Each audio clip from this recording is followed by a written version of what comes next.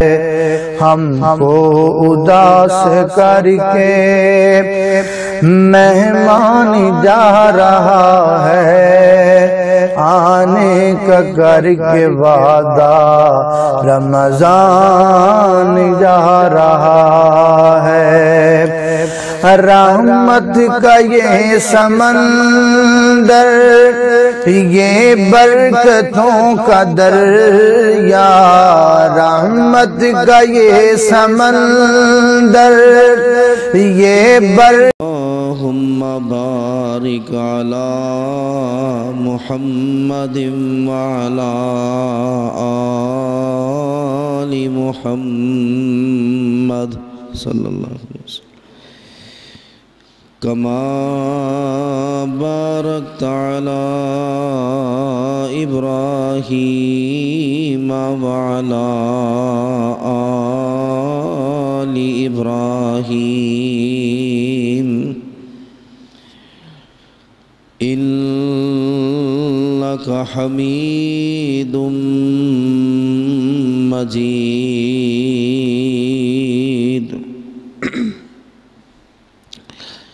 اما بعد فإن خیر الحدیث کتاب اللہ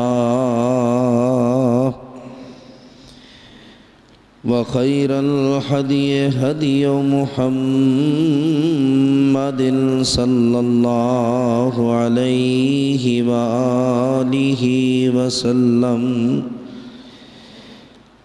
وشر الأمور محدثاتها وكل محدثة بدعة وكل بدعة ضلالة وكل ضلالة في النار۔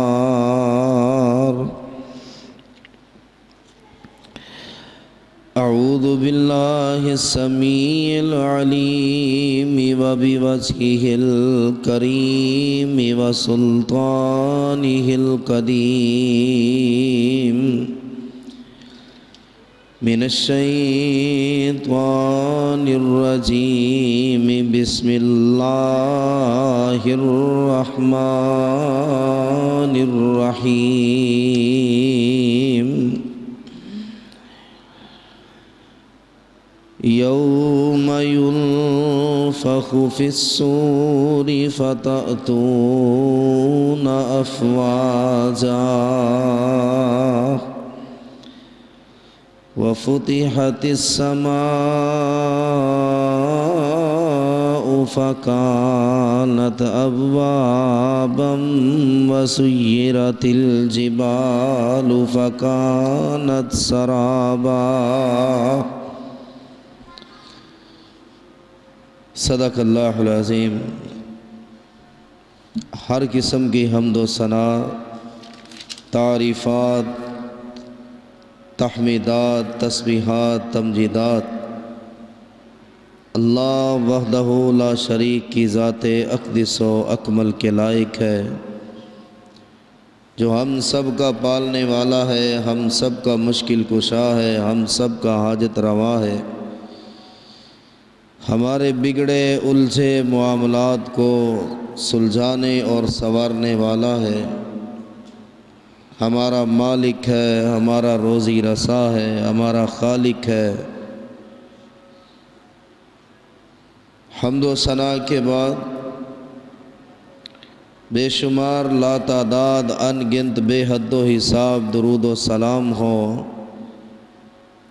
احمد مصطفیٰ منبع خدا، پیکر صبر و رضا، شفیع المذنبین، سید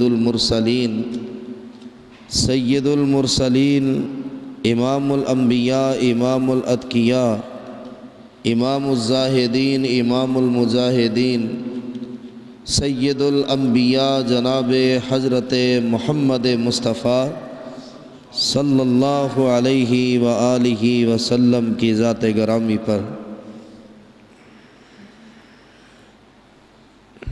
میرے عزیز بھائیوں، معززات ماں اور بہنوں، قرآن مجید میں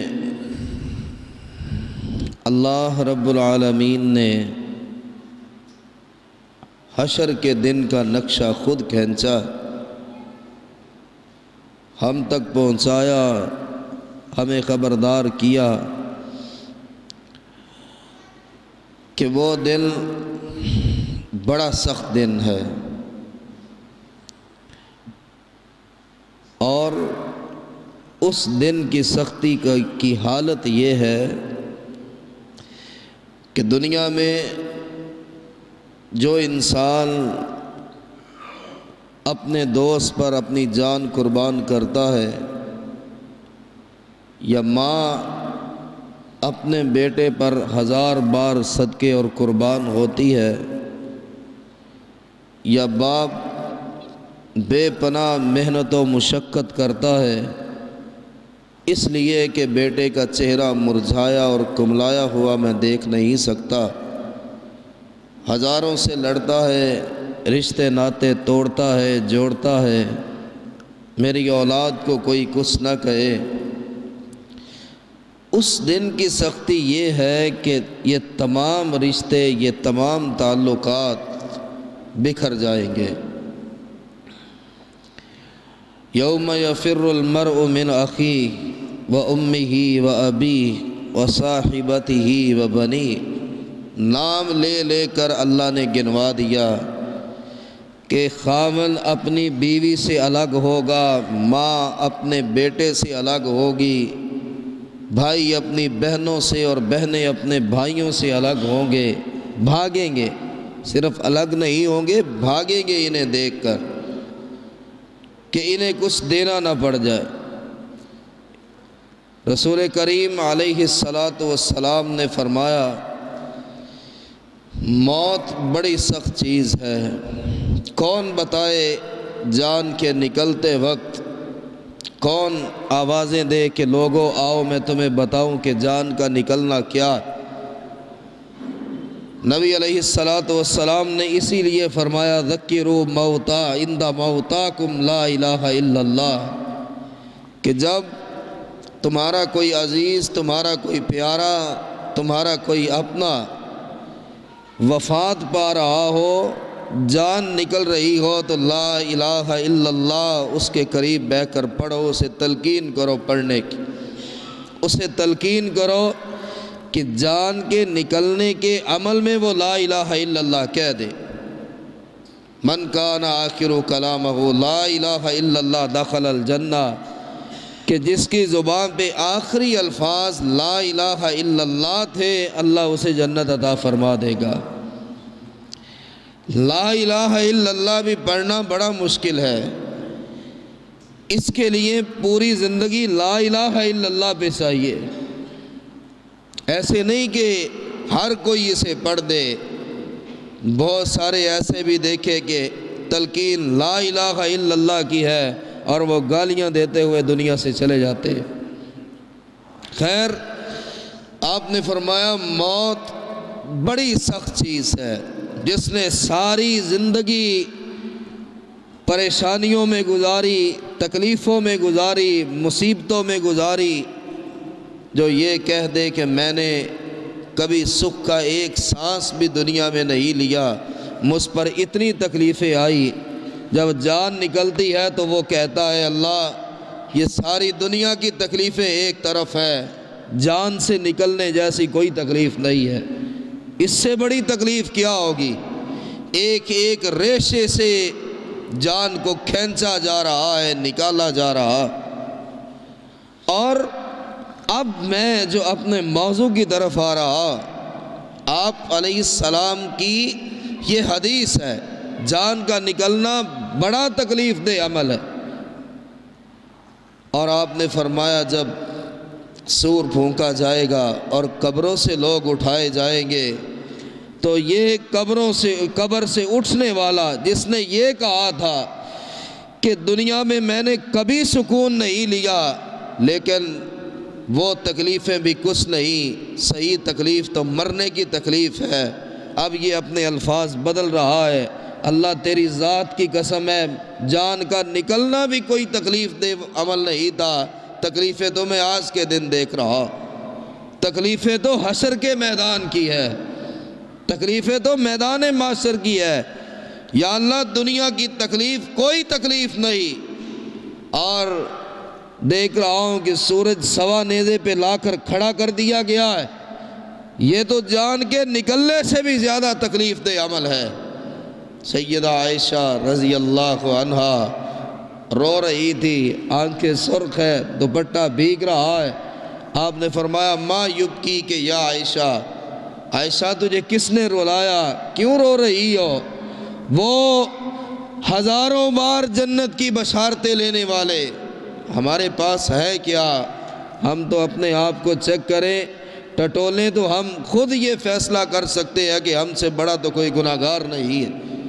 وہ جنہیں کئی بار جنت کی بشارتیں دی گئی، کہ جنہیں رسول کریم علیہ السلام کو خوشخبری دی گئی، جبریل علیہ السلام آ کر سیدہ عائشہ کی تصویر دکھا کر فرمائے کہ حضور یہ آپ کی دنیا میں بھی بیوی ہے، یہ آپ کی جنت میں بھی بیوی، کہ فرشتوں کے سردار گواہیاں دیں اور اللہ کے رسول علیہ السلام گواہیاں دیں، اور جن کی ذات سے متعلق اللہ کا قرآن اترے۔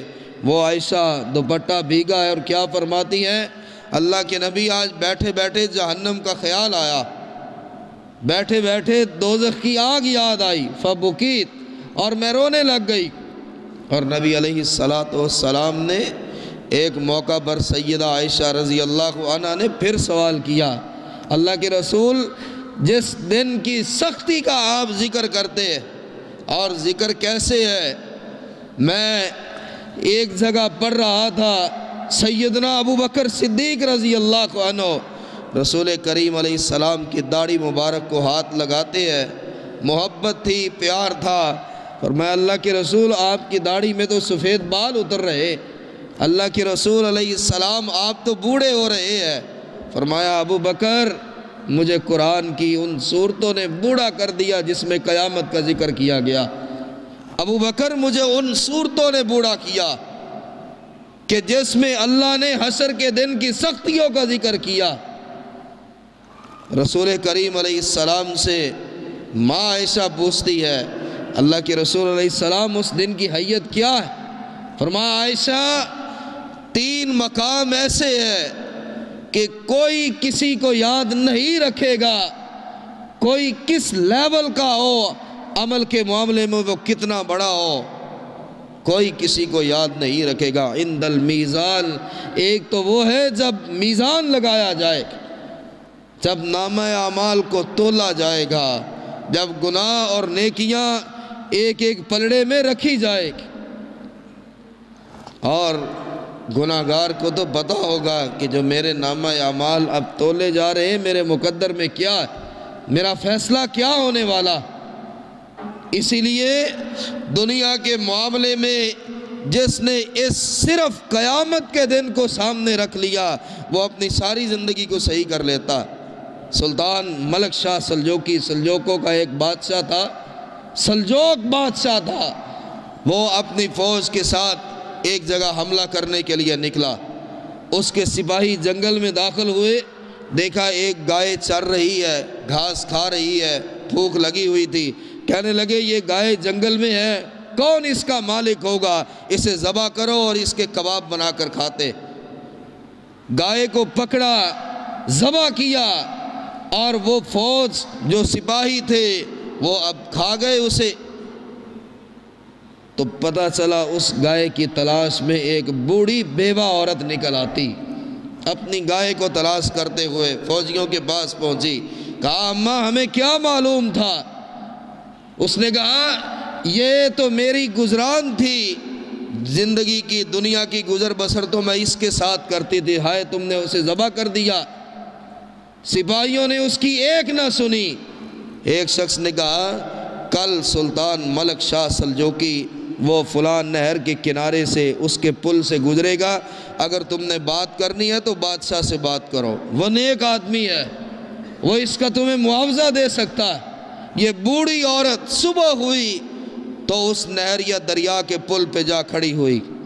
سلطان ملک شاہ اب آیا، دھوپ عین سر پہ ہے، شدت کی گرمی ہے، اور جب وہ گزرنے لگا تو اس بوڑھی عورت نے اس کے گھوڑے کی لگام پکڑ لی اور اس کے ایک جملے نے سلطان کو ہلا کر رکھ دیا۔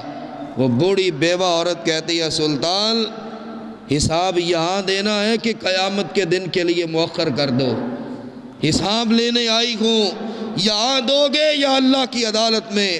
وہ تڑپ اٹھا، اپنے گھوڑے سے نیچے اترتا ہے، کہا ماں وہاں حساب دینے کی جرت کس کو ہے؟ کس نے ظلم کیا تمہارے ساتھ؟ کس نے زیادتی کی؟ کہا تمہاری فوج نے میری گائے پکڑی اور وہ اسے ذبح کر کے کھا گئے، اور تو بادشاہ ہے، تو ذمہ دار ہے۔ سلطان ملک شاہ روتا رہا، ایک کے بدلے میں 70 گائے اس کو دے کر کہتا ہے ماں اب آسمان کی طرف چہرہ اٹھا کر کہہ دے کہ اللہ میں نے اسے معاف کر دیا، قیامت کے دن میرا اس سے کوئی لین دین نہیں ہے۔ اس نے کہا میں نے تجھے معاف کیا۔ یہ حشر کا دن جس کے سامنے رہتا، رسول اللہ صلی اللہ علیہ وآلہ وسلم کے پاس 2 شخص آئے۔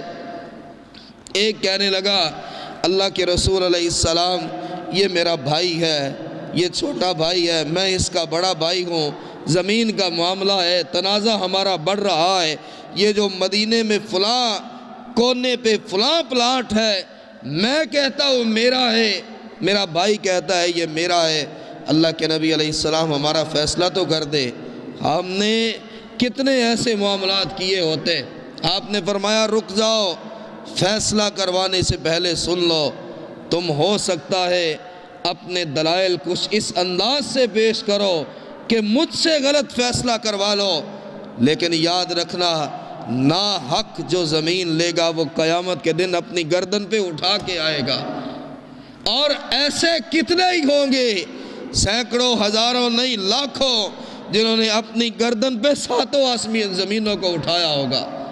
جب رسول کریم علیہ السلام کے یہ الفاظ سنے، دونوں بھائی چیخیں مار کر روتے ہیں، اور ایک بڑا کہتا ہے نہیں اللہ کے نبی مجھے زمین نہیں چاہیے، یہ چھوٹے بھائی کو دے دیجئے۔ چھوٹا بھی رونے لگا، اللہ کے رسول علیہ السلام مجھے بھی یہ زمین نہیں چاہیے، آپ ایسا کریں یہ میرے بڑے بھائی کو دے دے، میں نے اس زمین کو کیا کرنا؟ ایک ٹکڑے کو ہتھیانے کے لیے قیامت کے دن کو بھولا جاتا ہے۔ اور آپ علیہ السلام نے فرمایا جہنم کو کھینچ کر لایا جائے گا، کھینچ کر اسے گھسیٹ کر فرشتے اپنی طاقت لگائیں گے، 70,000 اس کی لگام میں ہے، اور ہر لگام پہ 70,000 فرشتہ اس کو کھینچ رہا۔ رب کے فرشتے کی طاقت کیا ہے کہ رسول کریم علیہ السلام کے پاس جب آپ کو طائف میں پتھر مارے گئے تو فرشتہ ہی آیا تھا نا، ایک فرشتہ اللہ کے رسول مجھے حکم دے یہ دونوں پہاڑوں کو میں درمیان میں ملا دیتا ہوں، اس قوم کو پیس کر رکھ دیتا۔ جو فرشتہ پہاڑوں کو پکڑ کر کھینچ لائے، 70,000 فرشتہ ایک لگام پہ زور لگا رہا ہے جہنم کو کھینچنے کے لیے، 4 ارب 90 کروڑ فرشتہ بنتا۔ اور جب اسے لایا گیا رسول اللہ صلی اللہ علیہ وآلہ وسلم نے فرمایا اس کے اوپر میزان لگایا جاتا، اس کے اوپر میزان، اس کے اوپر پل صراط ہے جو بال سے بھی باریک ہے، یہاں رسی پر تار پر لوگ چلنے والے سہارا پکڑتے، لاٹھی ایک بڑی پکڑی ہوتی ہے کہیں میں گر نہ جاؤ، وہاں کوئی سہارا نہیں سوائے اعمال کے۔ رسول کریم علیہ السلام نے فرمایا کہ ایک شخص ایسا، مسند احمد کی روایت ہے کہ ایک گناہگار شخص جو گناہوں میں ڈوبا ہوگا 70 میل سے بھی زیادہ دور تک اس کا پسینہ بہہ رہا ہوگا۔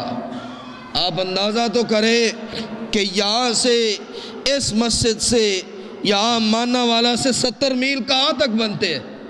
70 میل تک اس کا پسینہ بہتا چلا جائے گا، یوں کہہ لے کہ اس کے پسینے کی نہر بنی ہوئی، اور کوئی شخص اپنے ٹخنوں تک اپنے پسینے میں ہے، کوئی اپنے گھٹنوں تک، کوئی اپنی کمر تک ہے، کوئی کندھوں تک ہے، اور بعض بد نصیب ایسے ہوں گے جو اپنے پسینے میں ڈوبے ہوئے ہوں گے، اپنے پسینے میں غوطے کھا رہے ہوں گے۔ اپنے پسینے میں سانس لینا مشکل ہو رہا ہوگا اور ڈھونڈیں گے، تڑپیں گے کہ ہائے اس سورج کو کون ہٹائے آج ہمارے سروں سے۔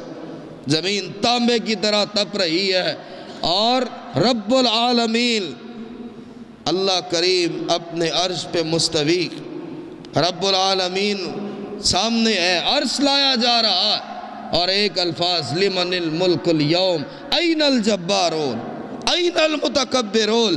اللہ اس میدان میں جب تشریف لاتے، جب اللہ کا عرش لایا جاتا ہے اور اللہ کا عرش چرچرا رہا ہے اور اللہ رب العالمین قیامت کے دن حشر کے میدان میں سب سے پہلا سوال یہ ہے این المتکبرون، کہاں ہے؟ انہیں پکڑ کے لاؤ۔ نبی علیہ السلام نے فرمایا اللہ اس قدر شدید غصے میں ہوں گے کہ اس سے پہلے اللہ کبھی اتنے غصے میں نہیں آیا ہوگا۔ کس کی جرت ہے کہ وہ بولے؟ کس کی جرت ہے کہ وہ سر اٹھائے؟ کس کی جرت ہے کہ وہ کوئی درخواست کرے، کوئی التماس کرے؟ کس کی جرت ہے کہ اللہ رب العالمین کے حکم سے پہلے وہ کوئی بات کر جائے؟ اللہ اتنے غصے میں ہے کہ اس سے پہلے رب اتنے غصے میں نہیں آیا۔ اور سب سے پہلے رب نے یہ فرمایا لمن الملک اليوم، بتاؤ اور دنیا کے جھوٹے بادشاہوں بادشاہی کس کی ہے؟ ملکیت کس کی ہے؟ مالک کون ہے؟ مخلوق کس کی ہے؟ نظام کس کا ہے؟ حکم کس کا ہے؟ اقتدار کس کا ہے؟ این المتکبرون، کہاں ہے تکبر کرنے والے، گردنیں اکڑا کر اور سینے پھیلا کر چلنے والے؟ کہاں ہے وہ جو زمین پہ ایڑیاں مارتے تھے؟ کہاں ہے غریبوں کے حق مارنے والے؟ کہاں ہے وہ کہ تکبر سے چور ہوئے تھے، کسی پہ ظلم کیا میں اس کو معذرت کروں؟ کیا میں اس سے معافی مانگوں؟ کیا میرا گراف اتنا لو ہو چکا ہے؟ کیا میرا لیول اتنا لو ہے کہ اس کے گھر جاؤں میں نہیں جا سکتا ہوں چاہے سارا محلہ میرے پاس آ جائے؟ یہ متکبر ہے۔ اور ہم تو دعائیں مانگتے ہیں نا کہ اللہ ہمیں بغیر حساب کے جنت عطا فرمائے، اللہم اجعلنا منہم۔ اور بعض ایسے ہوں گے، بد نصیبی کی انتہا دیکھیے کہ رسول کریم علیہ السلام نے فرمایا جب جہنم کو لایا جائے گا ہر متکبر کو جہنم حساب سے پہلے ہی اپنے اندر کھینچ لے گی۔ کوئی بغیر حساب کے جنت چلا جائے اس کے جیسا خوش نصیب کون ہو سکتا؟ اور بغیر حساب کے جو جہنم میں چلا گیا، حساب کی باری نہیں آئی، تیرا حساب لے کر کیا کرنا؟ ایسا متکبر آدمی تھا، اپنی بہنوں سے روٹھے ہوئے، تعلق کو توڑے ہوئے۔ رمضان گزر گیا، جمعۃ الوداع آ گیا، لیکن دل نرم نہ ہوا۔ نہیں بولتے ہیں تو نہیں بولیں گے، بھائی کا گھر سامنے ہے، اسے قیامت کے دن کا کیا ہے؟ اس نے قیامت کے دن کو کیا پڑھا کہ رسول کریم علیہ السلام نے فرمایا کہ عائشہ 3 مقامات ایسے کوئی کسی کو یاد نہیں کرے گا، کوئی نبی بھی کسی کو یاد نہیں کرے گا، ولی تو دور کی بات ہے، کوئی نبی بھی کسی کو یاد نہیں کرے گا۔ جب میزان لگایا جائے گا، نامہ اعمال کو تولا جا رہا ہوگا، جب نامہ اعمال دیا جا رہا ہوگا، کوئی کسی کو یاد نہیں کرے گا۔ جب پل صراط بچھایا جا رہا ہے اور اس سے گزرنے والے اور صرف اللہ کے رسول، اللہ کے پیارے رسول سید الانبیاء جناب حضرت محمد الرسول اللہ صلی اللہ علیہ وآلہ وسلم، پل صراط لگایا گیا ہے، ایک طرف سے لوگوں نے گزرنا ہے اور دوسرے سرے پہ اللہ کے رسول علیہ السلام کھڑے ہاتھ اٹھائے ہوئے، رب سلم رب سلم رب سلم رب سلم۔ اپنے امتیوں کے گزرنے تک اللہ کے رسول علیہ السلام ایک ہی لفظ پکار رہے، رب سلم۔ یا اللہ میں امت کی سلامتی مانگتا ہوں، یا اللہ میں امت کی سلامتی مانگتا ہوں۔ دوسرے لفظوں میں کہہ لیں یہ میرا امتی گزرنے والا ہے، یا اللہ خیر ہو، یا اللہ خیر ہو، خیر و سلامتی سے گزر آئے۔ یہ اللہ کے رسول صلی اللہ علیہ وسلم ہوں گے۔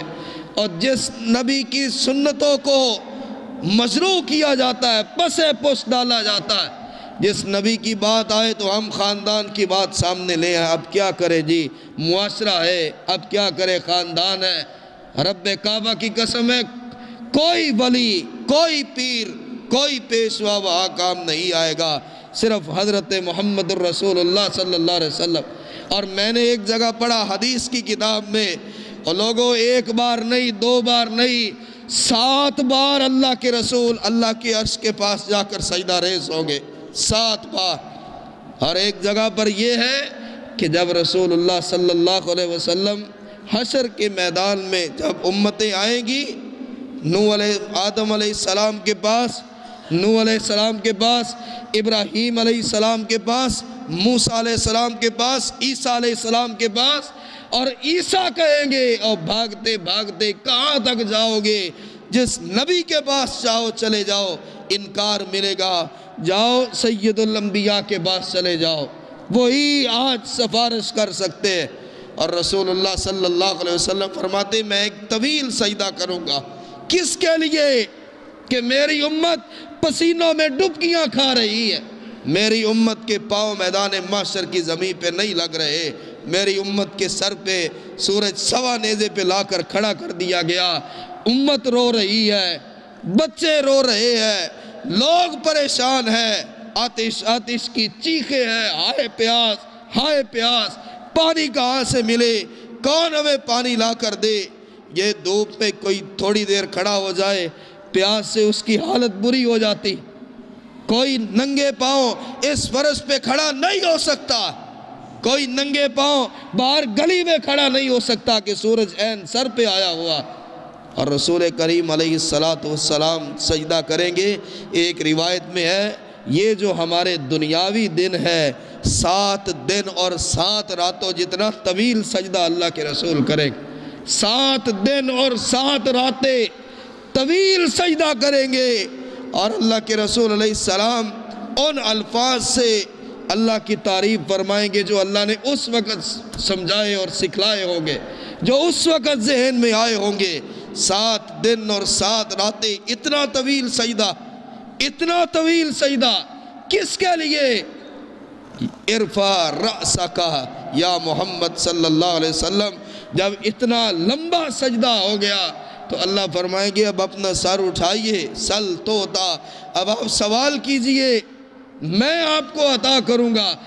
قیامت کے دن بھی وہی بات جو آج یہاں قرآن میں ہے، اور جب اللہ کے رسول علیہ السلام دنیا میں آئے تب بھی یہ فرمایا لوگوں اللہ سے سوال کرو، اللہ کے علاوہ کوئی نہیں دے سکتا۔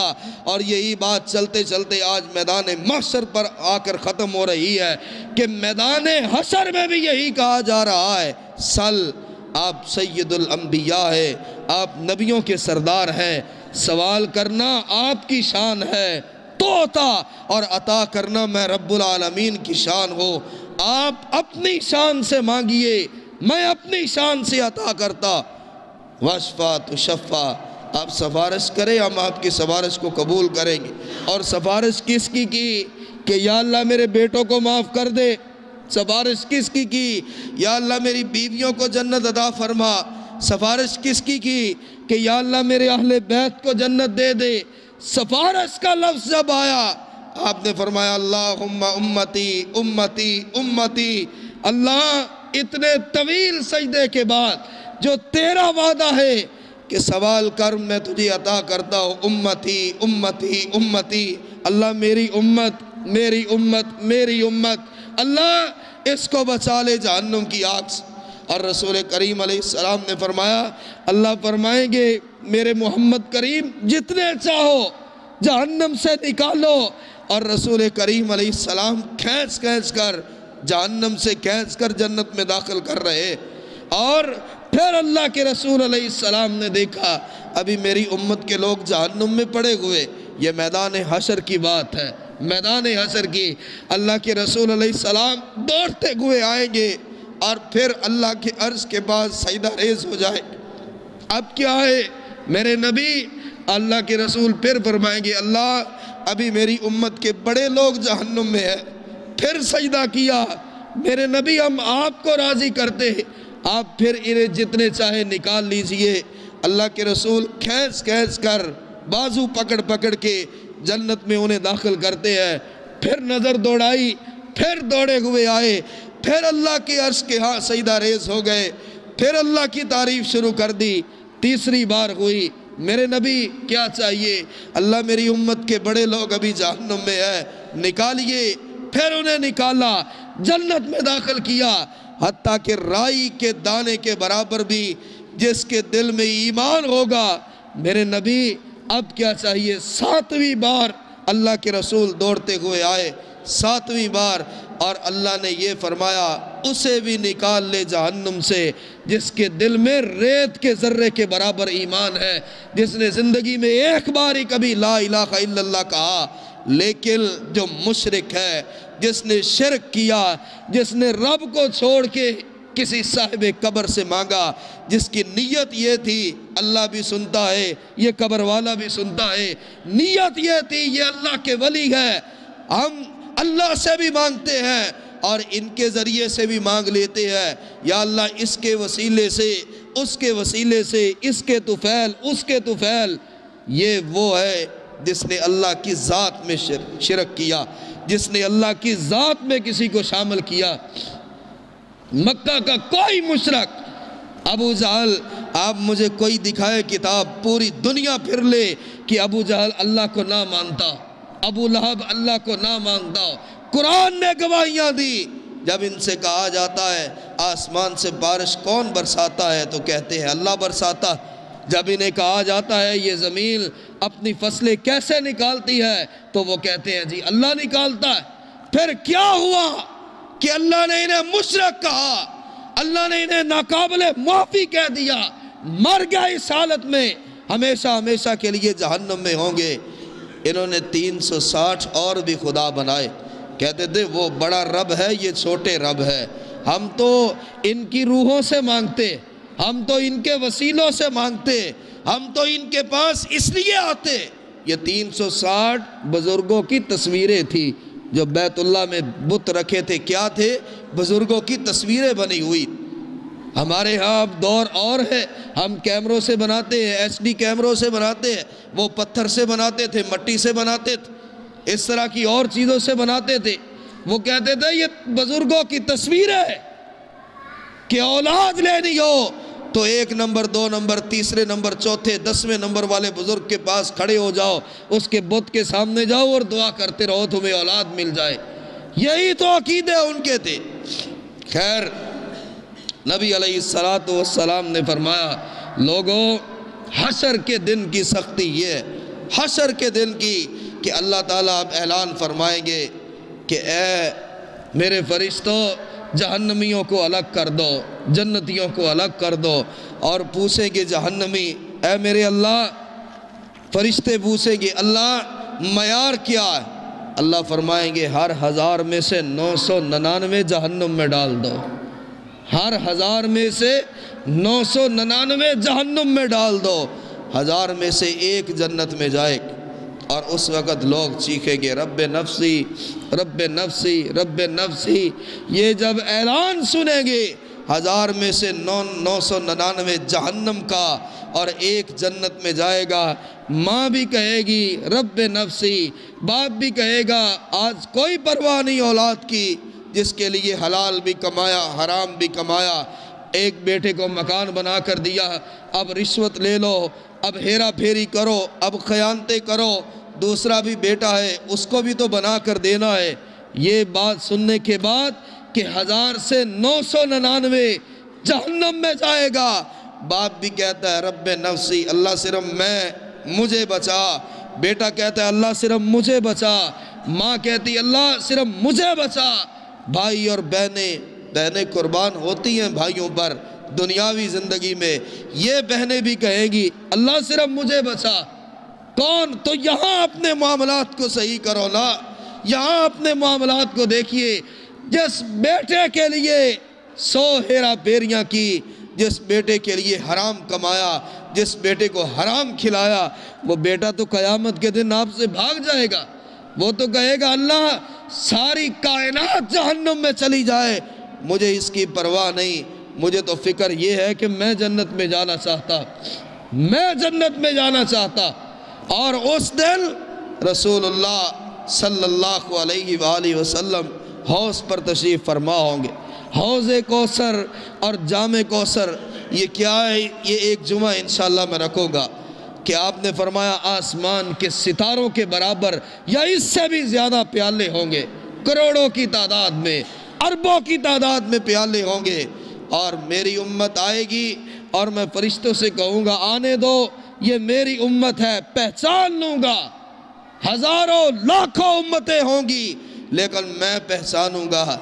حضور اتنی بھیڑ ہوگی، اتنا رش ہوگا، اتنا اجتماع ہوگا کہ پہلے سے لے کے آخری انسان تک کو ایک میدان میں کھڑا کیا گیا ہے۔ آپ اپنی امت کو کیسے پہچانیں گے؟ فرمایا وضو کے آثار سے پہچانوں گا، ہاتھ چمک رہے ہوں گے، پیشانیاں اور چہرے چمک رہے ہوں گے، پاؤں چمک رہے ہوں گے، بازو چمک رہے ہوں گے، اور میں دور سے پہچانوں گا یہ میری امت ہے، یہ نمازیں پڑھنے والے، یہ روزے رکھنے والے، یہ قیام کرنے والے۔ اور جو ایک بار مجھ سے جام کوثر پی لے گا جنت میں جانے تک اسے پیاس نہیں لگے گی، پیاس سے مستثنیٰ ہوگا، پیاس اسے نہیں لگے گی۔ ہاں، سب سے پہلا سوال کیا؟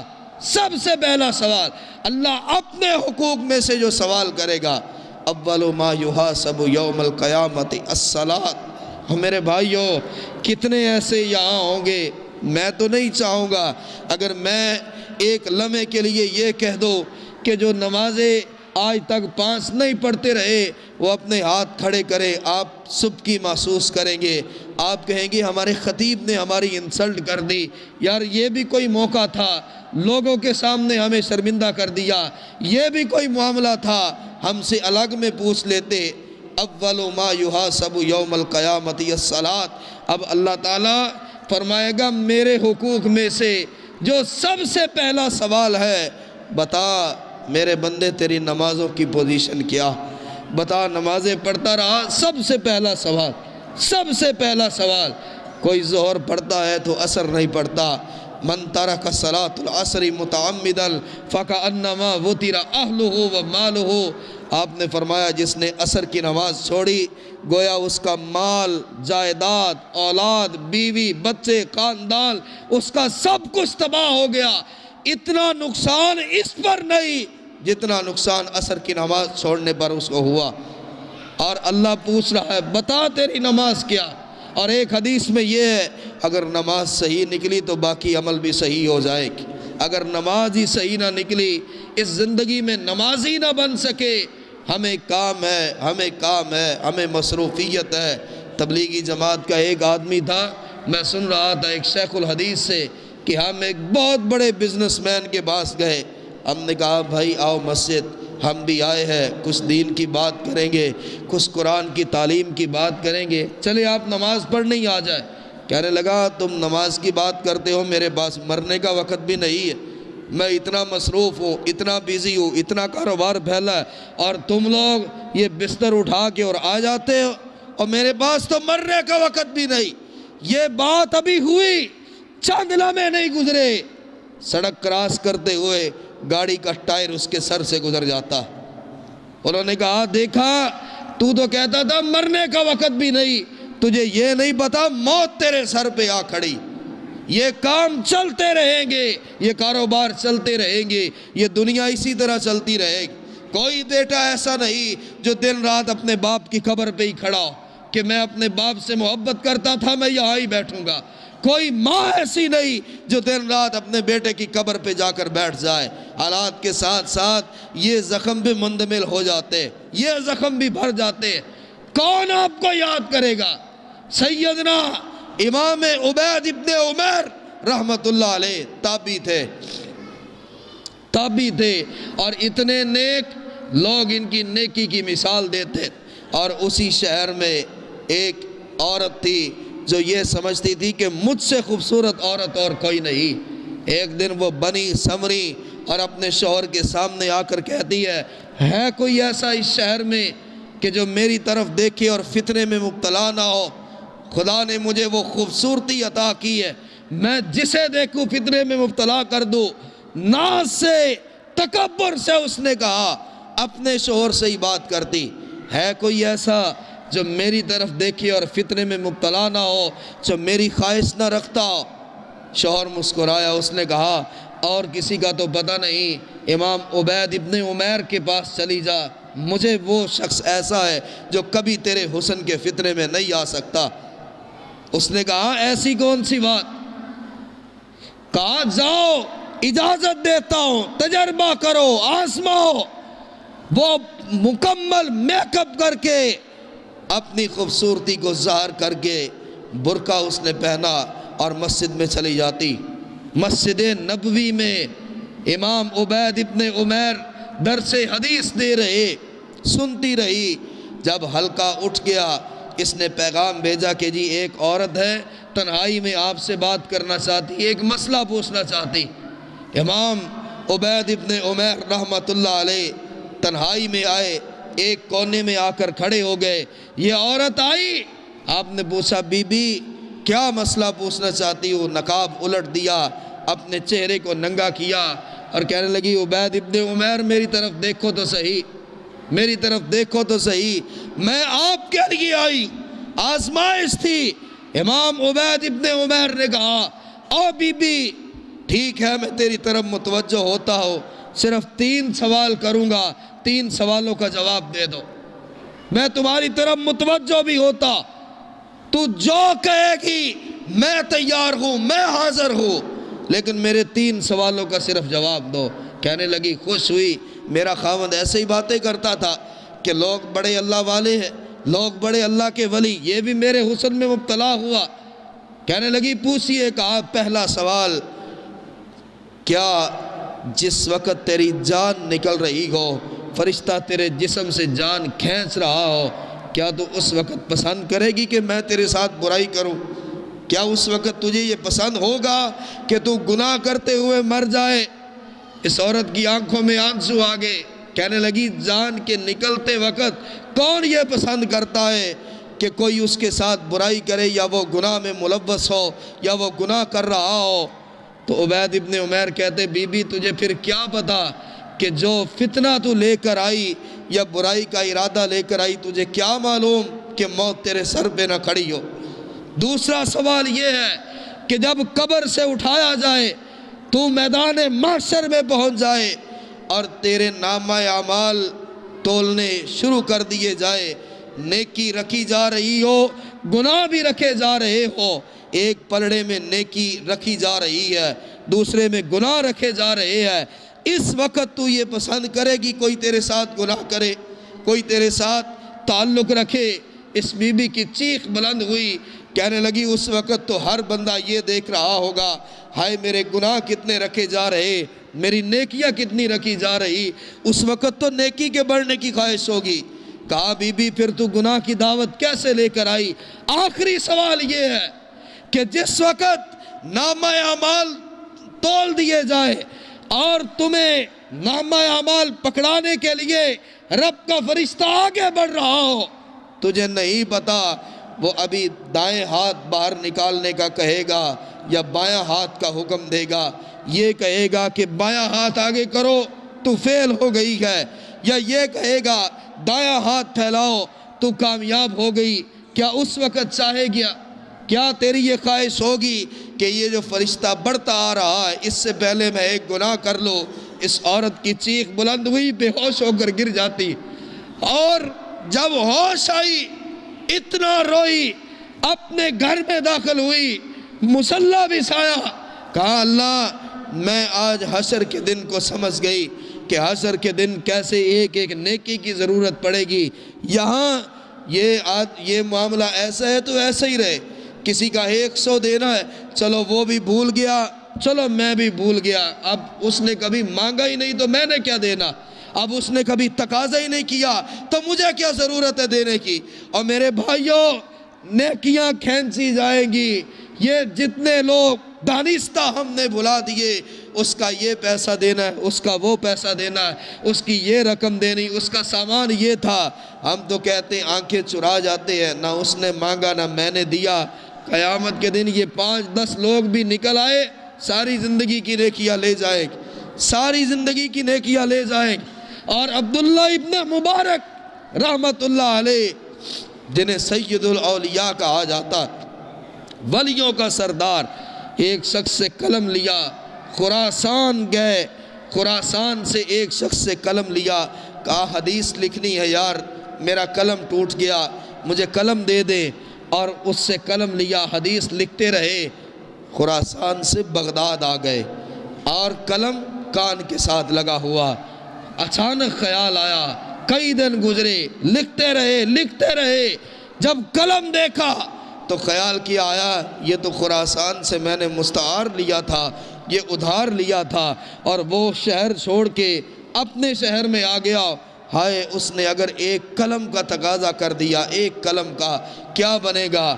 گھوڑا تیار کیا، بغداد سے واپس خراسان جاتے ہیں، اس شخص کو تلاش کیا اور کہا اللہ کے بندے، یہ قلم تجھ سے مستعار لیا تھا، میں نہیں چاہتا کہ قیامت کا دن آئے اور تو اس وقت قلم مانگے اور نیکیوں کے علاوہ کوئی چیز نہ ہو دینے والی، یہ اپنا قلم پکڑو اور ٹھیک ہے میں یہی تمہیں لوٹانے کے لیے آیا۔ رسول اللہ صلی اللہ علیہ وسلم نے فرمایا وہ بدقسمت جسے بائیں ہاتھ میں نامہ اعمال ملے گا وہ کیا کہے گا؟ وَأَمَّا مَنْ أُوتِيَ كِتَابَهُ بِشِمَالِهِ، جس کے لیے کہا گیا بایاں ہاتھ آگے کرو، نہ نمازیں پڑھی نہ قرآن پڑھا، لڑتے رہے، جھگڑتے رہے، اپنوں سے تعلق توڑتے رہے، لوگوں کو باتیں کرتے رہے، وہ کہے گا فَيَقُولُ يَا لَيْتَنِي لَمْ أُوتَ كِتَابِيَهْ، چیخے گا، چلائے گا، میدان محشر میں بھاگے گا اور کہے گا اے کاش آج مجھے میرا نامہ اعمال نہ دیا جاتا۔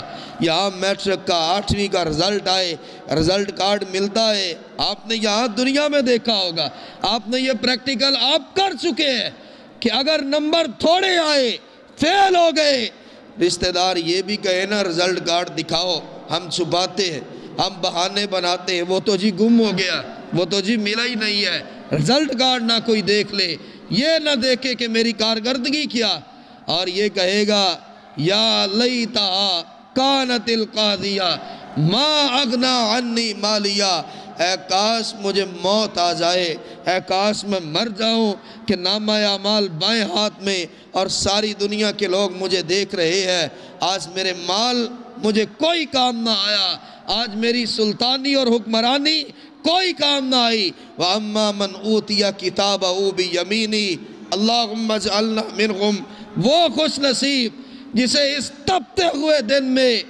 اللہ تعالیٰ فرمائے گا دایاں ہاتھ آگے بڑھا، اعمال نامے لے لو، وہ اب دوڑتا ہے اور کہتا ہے فَيَقُولُ هَاؤْمُ اقْرَءُوا كِتَابِيَهْ، یہ قیامت کے دن کی بات ہے، جسے دائیں ہاتھ میں مل گیا وہ خوشی سے دوڑے گا، وہ خوشی سے بھاگے گا، ایک ایک آدمی سے کہے گا او میرے بھائی، او میرے چچا، او میرے تایا، اے میرے والد، اے میری ماں، ہاؤ مقرؤ کتابیہ، دائیں ہاتھ میں نامہ اعمال پکڑا ہے، بھاگ بھاگ کے کہہ رہا ہے، خوشی سے چلا رہا ہے لوگو آؤ میرے نامہ اعمال کو پڑھو، لوگو آؤ میرے نامہ اعمال کو دیکھو، اور کیا ہے انی ظننت انی ملاقٍ حسابیہ، یہ نعرے لگا رہا ہے، چیخ چیخ کے کہہ رہا ہے مجھے پتا تھا کہ قیامت کا دن آنا ہے، مجھے پتا تھا کہ میں نے مرنا ہے اور اللہ کے سامنے کھڑے ہونا ہے،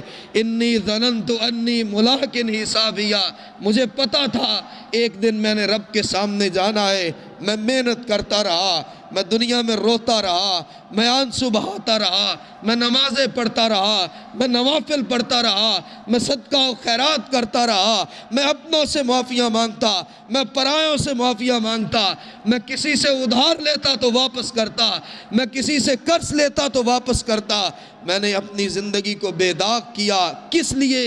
انی ظننت انی ملاقٍ حسابیہ، مجھے پتا تھا کہ اللہ کے سامنے جانا ہے، میں اس اعتبار سے آیا، میں اس تیاری سے آیا، اور اللہ اسے جنت عطا فرماتا اور یہ خوشی سے جاتا ہے۔ اور دوسرا کیا کہے گا کہ اے کاش نامہ اعمال نہ دیا جاتا، وَيَوْمَ يَعُضُّ الظَّالِمُ عَلَىٰ يَدَيْهِ، کہ ایک ایسا بھی ہوگا جو اپنے بازوؤں کو اپنے دانتوں سے کاٹ کاٹ کھائے گا، اپنا گوشت اپنے دانتوں سے ادھیڑ رہا ہوگا، اپنے بازو کو اپنے دانتوں سے کاٹتا ہے، گوشت نیچے پھینکتا ہے اور کہتا ہے ہائے آج میری جان نکل جائے، میں مر جاؤں۔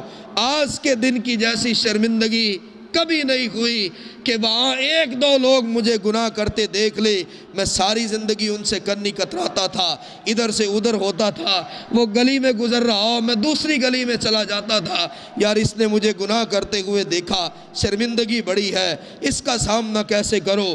جہاں آدم سے لے کے آخری آنے والا انسان وہ سب آپ کے نامہ اعمال دیکھ رہے ہو تو اندازہ کریں کہ اس وقت شرمندگی کتنی بڑی ہوگی یا نیکی کرنے پر خوشی کتنی بڑی ہوگی۔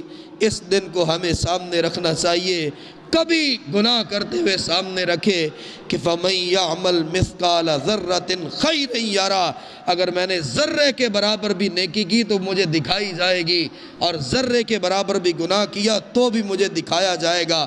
بس اس آیت کے ان دو آیتوں کو سامنے رکھے کہ ذرہ برابر نیکی یا گناہ جو بھی میں نے کیا وہ مجھے دکھایا جانا، تو انسان بس جاتا ہے۔ اللہ تعالی ہمیں معاف فرمائے اور حشر کے دن اللہ ہمیں اپنے عرش کا سایہ نصیب فرمائے۔ انشاءاللہ اس کا دوسرا حصہ پھر اللہ کا عرش کیا ہے، اس کا سایہ اور اس کا سایہ پانے والے کون ہوں گے بعد میں انشاءاللہ بیان کریں گے۔ سبحان اللہ۔